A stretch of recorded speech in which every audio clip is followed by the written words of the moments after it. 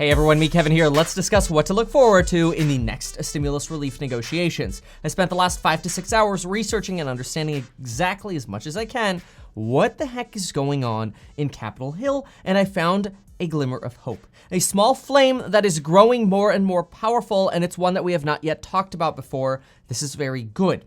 It's a small bipartisan splinter group, sort of a splinter cell in the military that usually operates covertly, but of course when we're talking about Congress, well, everything, leaks out to the media. But this is quietly being talked about. It's a 3-year-old caucus called the Problem Solvers Caucus, and they're heavily discussing solutions and compromises with the White House.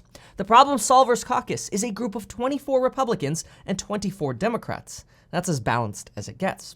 The group has quietly begun negotiations with Mark Meadows at the White House. Mark Meadows used to be a representative and has a lot of relations with the people in the House of Representatives. This is interesting because it's a direct conduit into the White House. Their last meeting, at least a phone call meeting, was yesterday, and they have more scheduled. Here's a quote from one of the members, along with some others.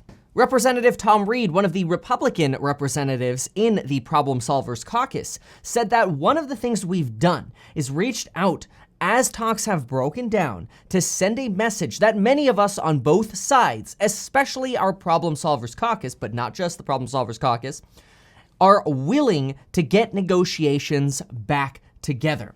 He said, quote, "I appreciate Mark Meadows convening a call for us and spending time with us going through where potential differences are, and really, there's a lot of common ground."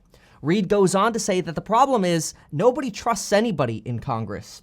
Furthermore, he said, "We in the Problem Solvers Caucus, on the other hand, are wired to talk to each other." He said, "We are a group of members that listen to each other, respect each other, and at the end of the day, we want to put the country first." He went on to say that he appreciated the conversation with Mark Meadows, that they had a candid conversation, and bottom line, the message to the leadership is, on both sides of the aisle, that if you're not willing to lead and do what's right for the American people, get out of the way, because there is a group of us that will. The caucus, despite being half Democrat and half Republican, is pro-funding for the post office. They're pro-getting a stimulus package done to help the American people before the election. Remember, things that we already agree on, we just need to get it done by people, are things like the $1,200 stimulus checks, the second round of those, $500 checks for dependents, as long as the filers qualify. And that would be probably dependents of any age. We're not sure yet on the rest of the restrictions we might see for child support and so on and so forth. But we'll also see that second round of PPP funding and funding for schools, about $105 billion for schools and childcare. Members of this group acknowledge that both sides have failed as the negotiation broke down amongst the leaders. And they're using this failure on both sides to actually find common ground.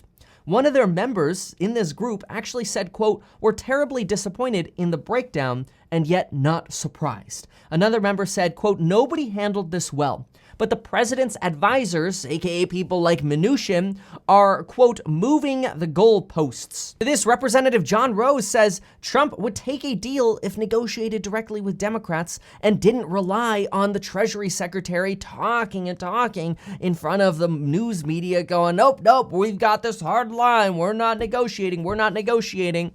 Instead, they say, quote, "My suggestion is to kick out the advisors. Lock yourselves in a room and don't leave until there's a deal suitable to the American people." John Rose said this. He said, quote, "If people didn't vote for you, get the F out of the room." And he actually said the word. In other words, members of this caucus believe they can replace the bickering leadership of Mitch McConnell, Nancy Pelosi, Chuck Schumer, and Treasury Secretary Mnuchin, all of which have drawn hard lines in this negotiation. That is, all of the leaders are fighting and not able to find common ground, yet everybody else in Congress, at least this massive group along with many others, are suggesting, well, if the leaders can't do it, we'll do it. This group believes they can find common ground, an acceptable deal between both parties, and then once they have an acceptable deal, they can continue to grow support for their deal in a trickle-up manner rather than a trickle-down force feed from the leadership, and then take that bipartisan agreement to the president for his blessing, and then slam dunk vote this package through. Quick note, over 18,000 of you subscribed in the last week, and I just want to quickly shout out all of you. Seriously, thank you so much for supporting this channel. Now back to the Problem Solvers Caucus. The Problem Solvers Caucus really is creating some actual real tangible hope in what is really a, quite frankly, hopeless time. Now, I personally believe that this is not false hope. See, the thing is, we're not hearing much in the mainstream media about the splinter cell group right now. Instead, all we're really hearing, if you turn on Fox News or CNN or all you really hear is Nancy Pelosi says that Mitch McConnell wants states to go bankrupt, and states, we got to hit the pause button on spending. And then if you listen to the other side, you hear McConnell going, well, Democrats are holding things up over a liberal wish list of items. And it's all this kind of garbage that is just political theater, and it gets nothing done.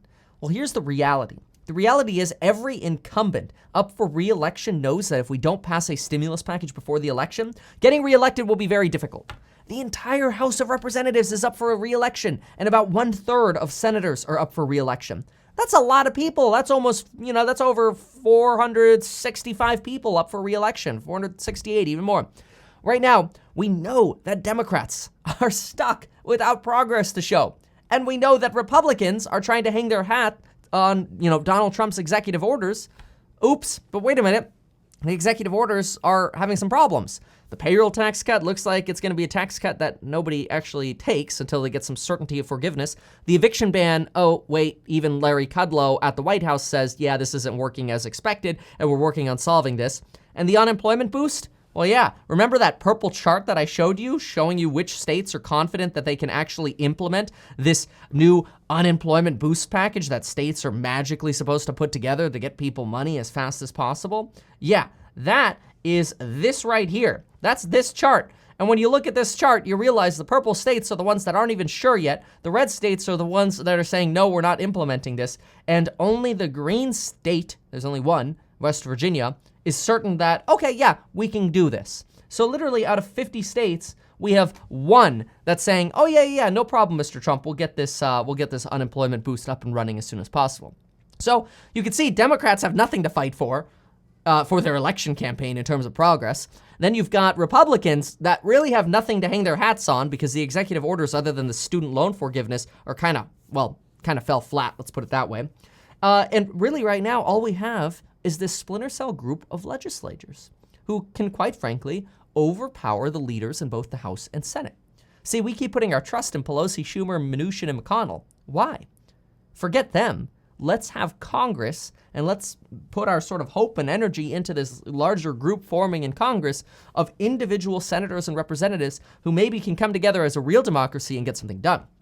And they have to get something done. And why? Because the clock is ticking. The Senate has 22 working days between September 8th and October 9th before taking another 4 weeks off for election campaigning. Think of this personally. If you were in Congress and your leaders failed you, do you want to stand before your people and be the face of failure?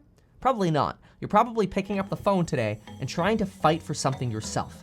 And that's exactly what we're seeing with the Problem Solvers Caucus. To me, this is great news. Now, I still want to make sure that I have my life insurance, which I can get in as little as 5 minutes via the link down below. And of course, my 2 free stocks with Webull. Deposit $100, get 2 free stocks. But in the meantime, I'm feeling at least slightly better this weekend, even though all of the leadership is a complete disaster in Washington. Thanks so much for watching this video. Please consider subscribing. Appreciate you, and we'll see you again soon.